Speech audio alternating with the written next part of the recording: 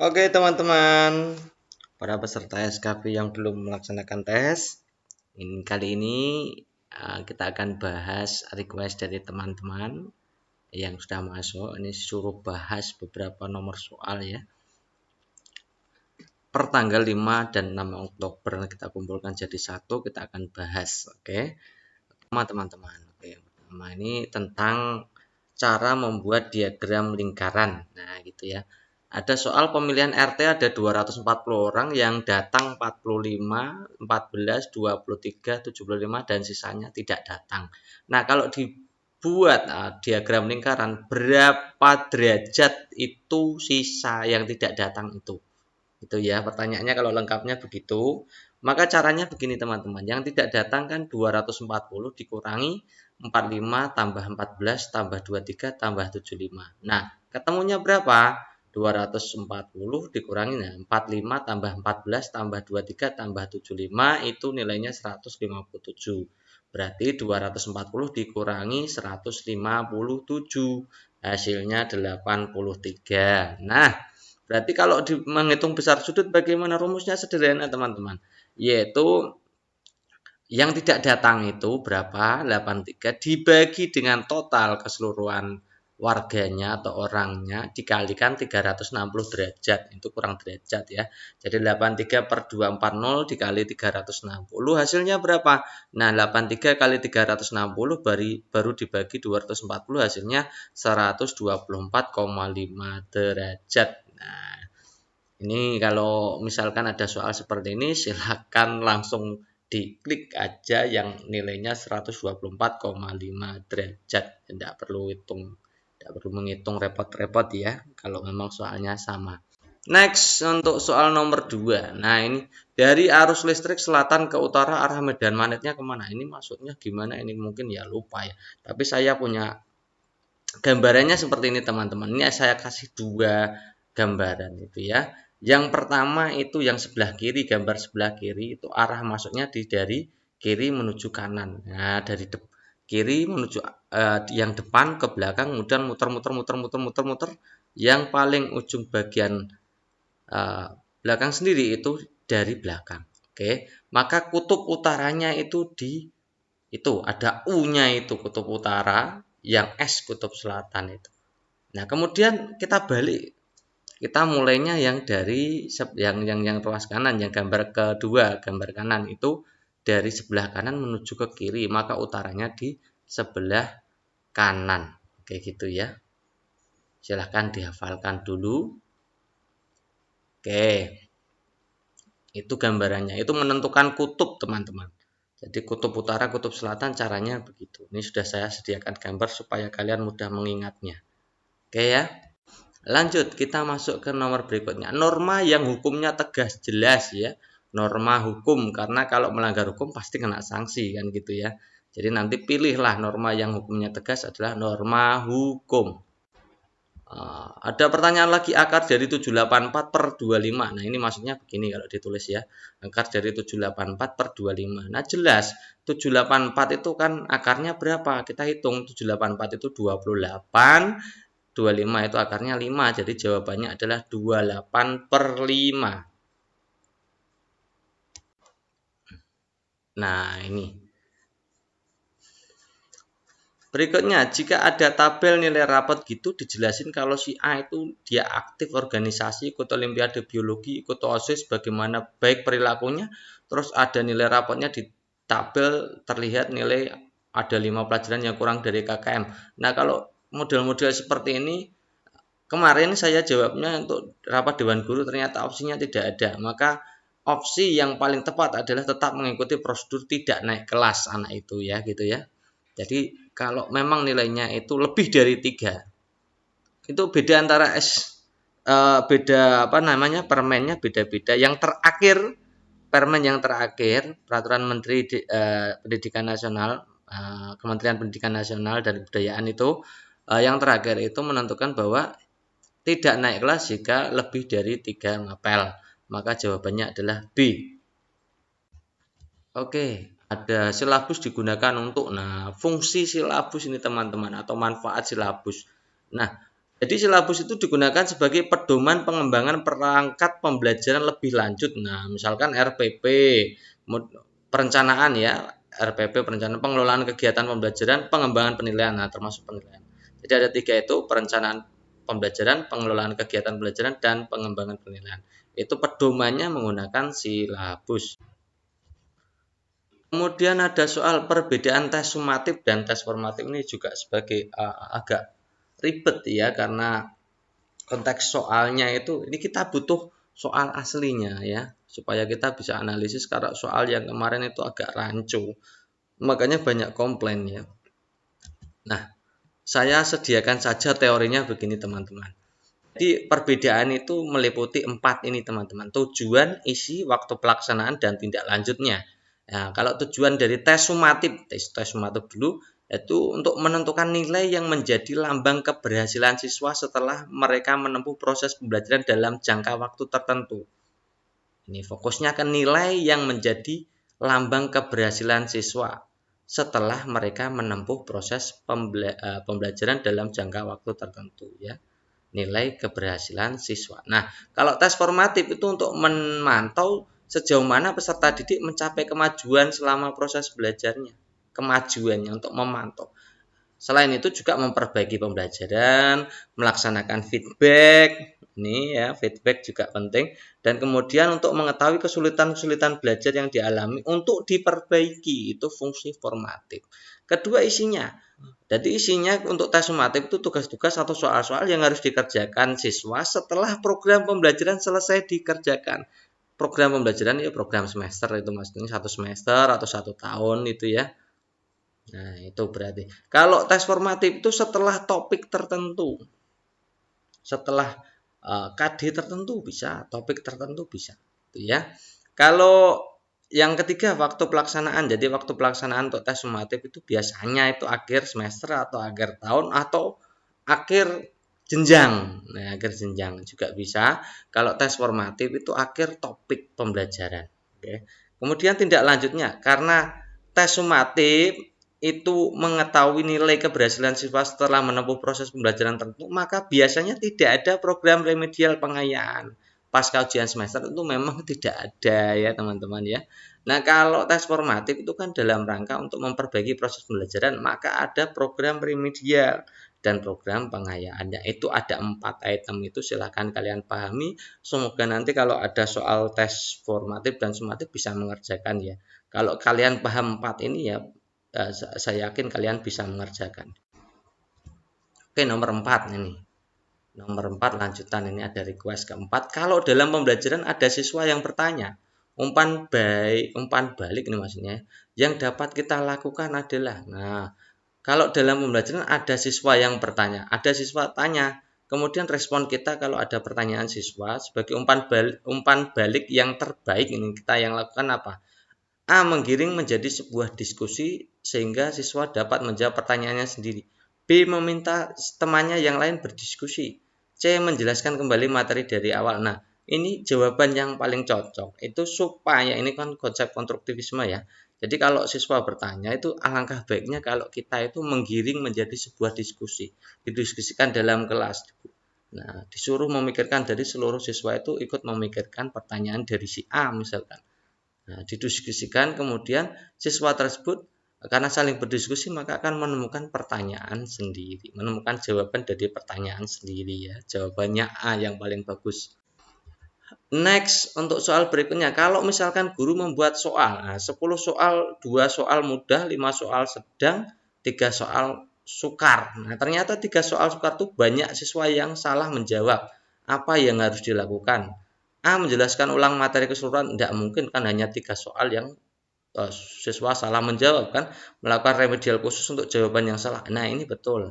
Nah, yang C, siswa diminta mengerjakan ulang soal itu. Nah, itu juga, wong namanya tidak bisa kalau disuruh mengerjakan ulang kan tidak mungkin. Jadi jawaban yang paling tepat adalah B. Oke teman-teman, para peserta SKP yang belum melaksanakan tes, kali ini kita akan bahas request dari teman-teman yang sudah masuk. Ini suruh bahas beberapa nomor soal ya. per tanggal 5 dan 6 Oktober kita kumpulkan jadi satu, kita akan bahas. Oke. Yang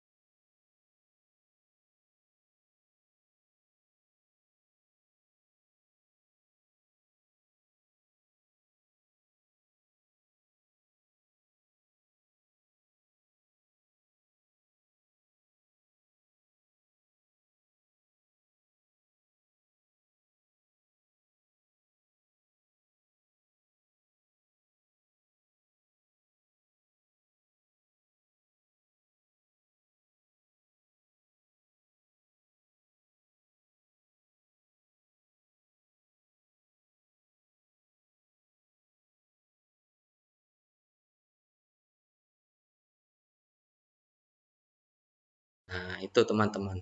Nah, kalau cara menghitung waktu untuk yang promes bagaimana? Ya sama, kalau tidak ada pilihan gandanya kita tidak tahu ya. Kita harus belajar dari langkah-langkah membuat promesnya. Yang pertama itu kita inputkan KD, topik atau subtopik, bahasan. Oke, kemudian yang kedua kita tetapkan jumlah jamnya pada kolom minggu dan jumlah tatap muka per minggunya. Jadi total alokasi minggunya, kolom minggu, dan jumlah tatap muka per minggunya ada berapa. Kita masukkan di situ. Kemudian kita alokasikan waktu sesuai kebutuhan topik pada kolom minggu dan bulan. Kemudian kita buat catatan keterangan untuk bagian-bagian yang memerlukan. Nah, kemudian ada pertanyaan tentang fungsi promes, teman-teman. Jadi promes itu fungsinya yang pertama adalah untuk memudahkan guru dalam mengajarkan materi untuk dikuasai peserta didik dalam satu semester. Jadi memudahkan guru mengajarkan materi yang untuk dikuasai peserta didik dalam satu semester. Kemudian pedoman atau acuan arah kegiatan dalam mencapai tujuan pembelajaran yang diprogramkan. Kemudian sebagai pola dasar dalam mengatur tugas dan wewenang bagi setiap unsur yang terlibat dalam kegiatan pembelajaran. Kemudian sebagai pedoman kerja bagi guru sekaligus bagi murid. Kemudian sebagai parameter efektivitas dalam suatu proses pembelajaran.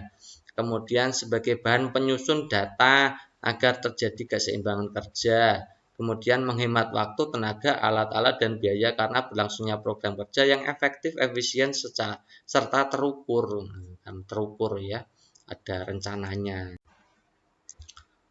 Next ada FR untuk menilai metakognitif siswa diberikan soal yang berbentuk ini ada uraian, ada wawancara. Kita pernah bahas wawancara dan uraian.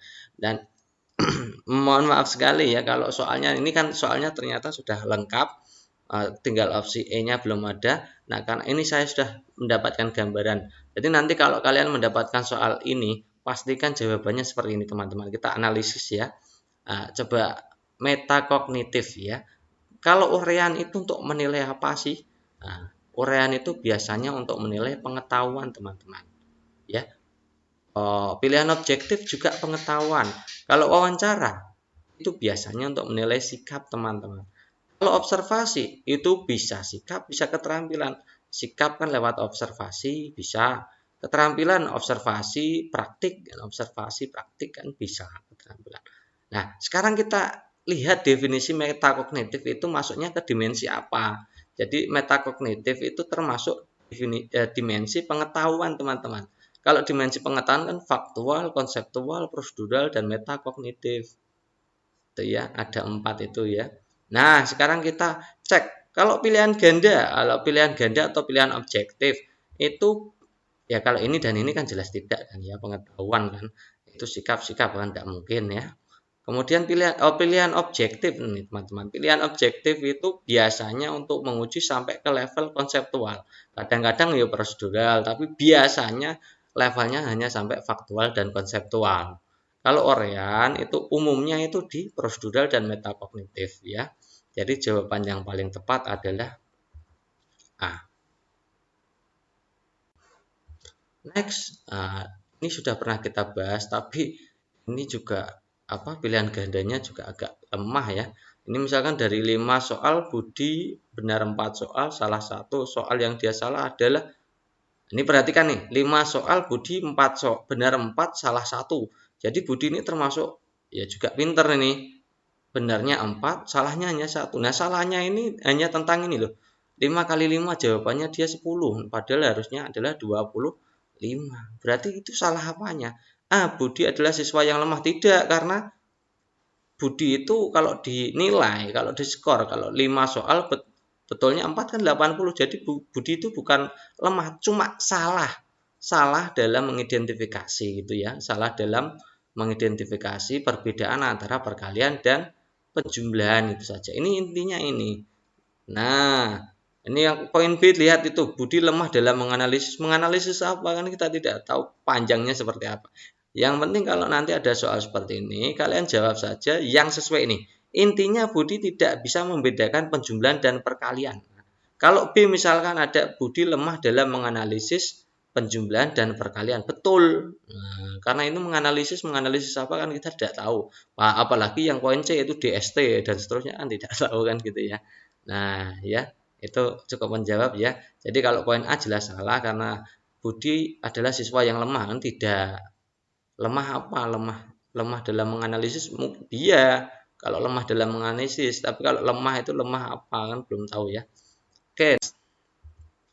Nomor 10, kenapa kita harus membuat kisi-kisi sebelum membuat soal? Nah, ini terkait dengan fungsi dan manfaat. Jadi kita tidak ada opsi pilihan gandanya. Nanti silakan kalian pahami teorinya dan silakan nanti kalian sesuaikan dengan pilihan gandanya. Jadi sebenarnya kita membuat kisi-kisi itu fungsinya untuk apa sih? Yang pertama, kisi-kisi itu fungsinya sebagai pedoman dalam penulisan soal yang tidak disusun. Ada pedomannya, tidak asal gitu ya. Yang kedua, penulis soal akan menghasilkan soal-soal yang sesuai dengan tujuan tes. Indikator-indikator apa yang akan dinilaikan itu ya pas sesuai karena ada kisi-kisinya.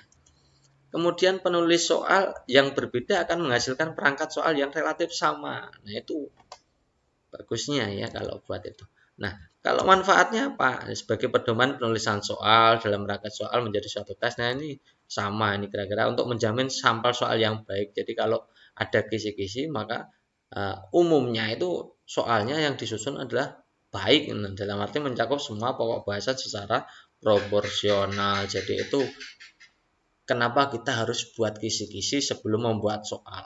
Itu ya. Kemudian selanjutnya nomor 11.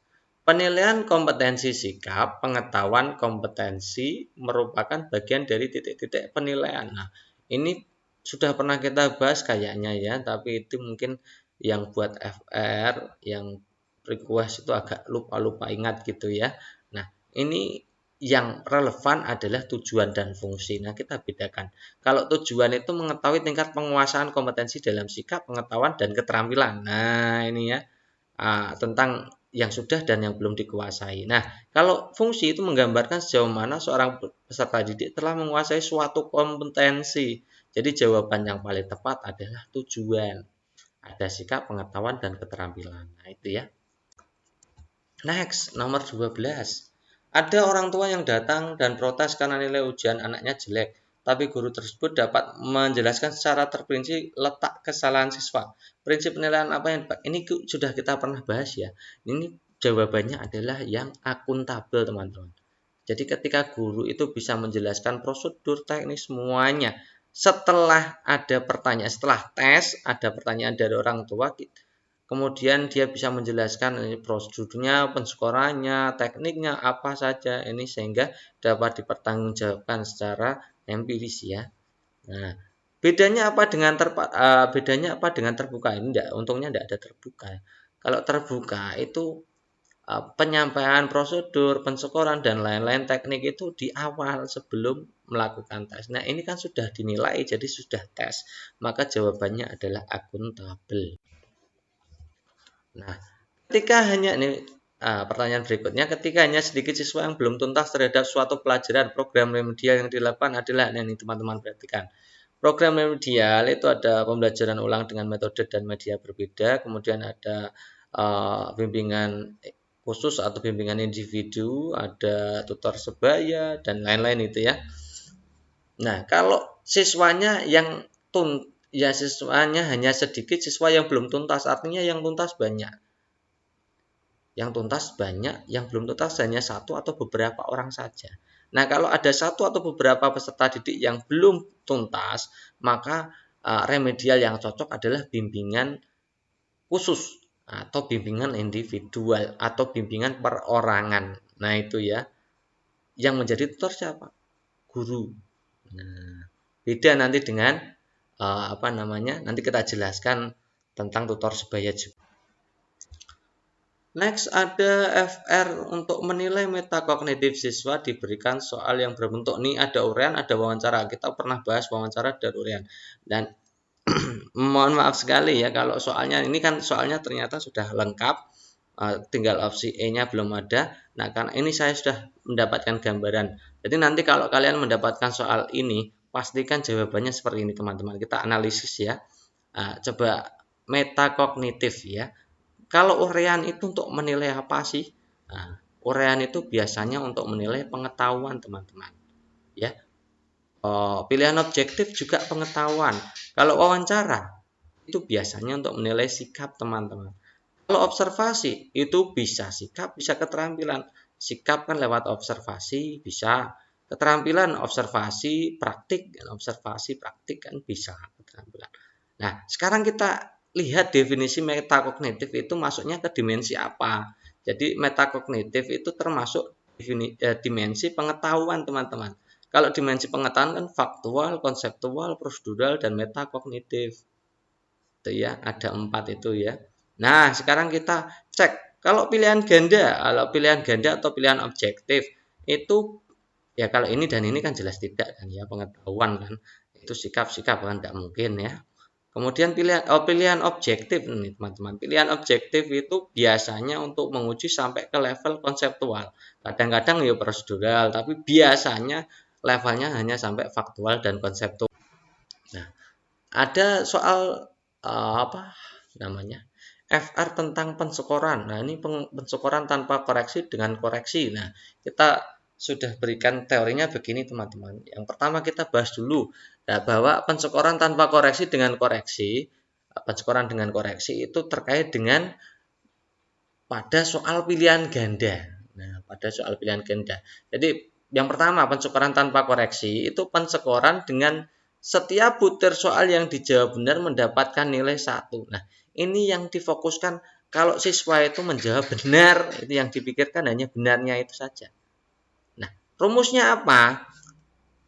Benar dibagi dengan banyaknya butir soal dikalikan 100. Yang dikaji hanya benarnya berapa. Contohnya apa? Contohnya kasih satu ya. Pada suatu soal tes ada 50 butir, jadi banyaknya butir soal 50. Budi menjawab benar 25. Nah, maka skornya berapa ya? 25 per 50 kali 100. Jawabannya adalah 50. Itu selesai. Jadi kalau penskoran tanpa koreksi, yang jadi titik beratnya atau yang kita lihat hanya jawaban benarnya. Jawaban salah tidak memperhitungkan ya, tidak diperhitungkan dalam penskoran. Nah, oke gitu ya, itu namanya penskoran tanpa koreksi. Kemudian kalau penskoran ada koreksi, itu yaitu pemberian skor dengan mempertimbangkan ada butir soal yang salah dan tidak dijawab juga dipikirkan. Nah, rumusnya begini teman-teman. Rumusnya adalah skor sama dengan itu saja. Tuliskan B dikurangi S per P dikurangi 1 per N kalikan 100. Nah, kasih contohnya begini teman-teman. Pada suatu bentuk soal pilihan ganda terdiri dari 40 butir. 4 pilihan. Pilihannya multiple choice-nya ada 4 jenis. Kemudian tiap butir dan banyaknya 40 butir. Nah, banyaknya 40 butir soal. Menjawab benar 20, salahnya 12, tidak dijawab 8. Ya, maka skor yang diperoleh nah tinggal 20 itu skor benarnya tadi. Kemudian skor salahnya juga diperhitungkan yaitu 12 per banyaknya multiple choice ada 4 pilihan ganda dikurangi 1 rumusnya kan begitu per banyaknya soal ada 40 kali 100 nilainya nanti adalah 40. Berbeda dengan dengan yang tanpa koreksi atau yang tadi nomor 1 tadi. Kemudian yang ketiga itu ada penskoran dengan butir beda bobot. Nah, ini pemberian skor dengan memberikan bobot berbeda pada sekelompok butir soal. Nah, ini. Jadi, biasanya bobot butir soal itu menyesuaikan dengan tingkat kognitif, pengetahuan, pemahaman, penerapan, analisis, sintesis, dan evaluasi yang telah dikontrak guru. Ada juga yang membedakan bobot butir soal dengan cara lain, misalkan ada sekelompok butir soal yang dikembangkan dari buku pegangan guru dan kelompok yang lain dari luar buku pegangan. Nah, ini diberikan bobot berbeda. Itu contohnya. Nah, bisa menggunakan rumus skor itu sigma dari BI kali BI per ST kali 100%. Nah, B besar I kecil itu banyaknya butir soal yang dijawab benar. BI kecil itu bobot setiap butir soal. Kemudian dijumlahkan, dibagi dengan skor totalnya. Nah, itu ya. Kemudian ada tentang alokasi waktu dan fungsi. Nah, ini juga kurang apa ya? Kurang jelas pertanyaannya, ya kita bahas saja. Jadi pertama, alokasi waktu yang apa ini? Kalau pertama itu kita bahas alokasi yang silabus dulu. Jadi alokasi silabus, penentuan alokasi waktu pada setiap KD didasarkan pada jumlah minggu efektif dan alokasi waktu mata pelajaran per minggu. Nah, alokasi waktu merupakan perkiraan waktu rata untuk menguasai KD yang dibutuhkan oleh siswa yang beragam. Jadi pada silabus itu penentuan alokasi waktunya didasarkan pada jumlah minggu efektif atau ME dan alokasi waktu mapel per minggu. Ingat ya, jumlah minggu efektif dan alokasi waktu mapel per minggu. Kemudian kalau alokasi waktu pada RWP itu ditentukan sesuai dengan keperluan untuk mencapai KD dan beban belajar. Jadi pencapaian KD dan beban belajar itu dasarnya alokasi waktu RPP.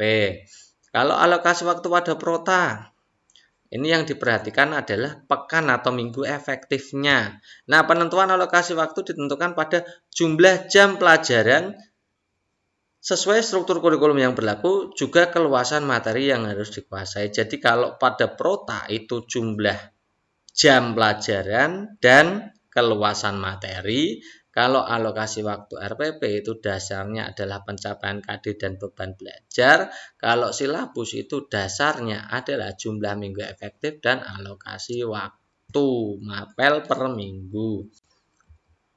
Nah, ada soal lagi. Ada yang gini, nah, jika ada seorang guru IPS kelas 5 SD yang akan mengajarkan tentang kerajaan Singosari, media dan sumber belajar yang digunakan. Nah, ini sudah kita pernah bahas ya.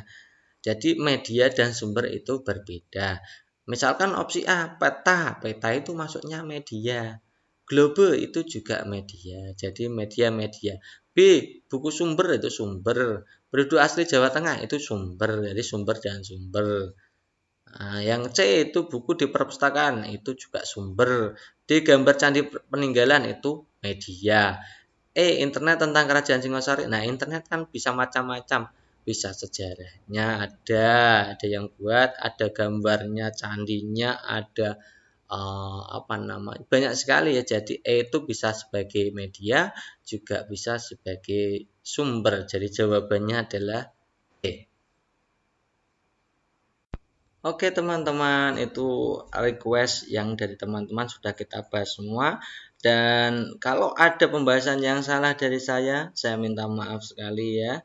Nah, kalau memang kalian punya pemikiran sendiri, silahkan jawab sesuai dengan hati nurani kalian, oke? Nah, semoga apa yang sudah kita pelajari, apa yang sudah kalian pelajari itu nanti membantu kalian dalam mengerjakan soal-soal SKB sehingga lolos untuk pemeringkatan menjadi peringkat 1 tentunya ya. Nah, jangan lupa ini pesan saya, jangan lupa setiap kali mau klik jawaban itu bacalah sholawat gitu ya.